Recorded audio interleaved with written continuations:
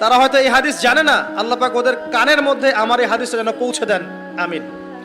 নবী সাল্লাল্লাহু আলাইহি ওয়াসাল্লাম বলেছেন, আমি মেরাজের রাতে যখন গিয়েছি তখন এক শ্রেণীর মানুষকে দেখেছি, ওদেরকে শাস্তি দেয়া হচ্ছে। কি শাস্তি?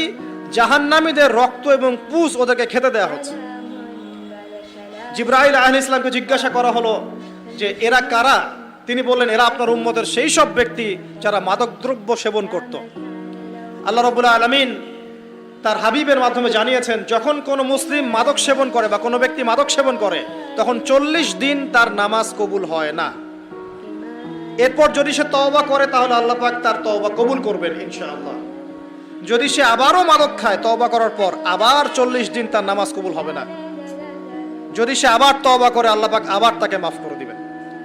যদি সে আবারও মাদক খায় আবার 40 দিন তার নামাজ কবুল হবে না। তারপর যদি আবার তওবা করে আবার আল্লাহ তাকে মাফ করে দিবেন।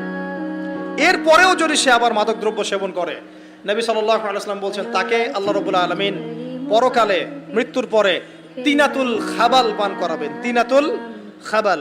জিজ্ঞাসা করা হলো, ইয়া রাসূলুল্লাহ, তিনাতুল খাবাল কি জিনিস? নবী সাল্লাল্লাহু আলাইহি ওয়াসাল্লাম উত্তর দিচ্ছেন, এটা হচ্ছে জাহান্নামীদের রক্ত, মাংস, এগুলো পুড়ে পচে যে রসটা বের হবে, এটা হচ্ছে তিনাতুল খাবাল।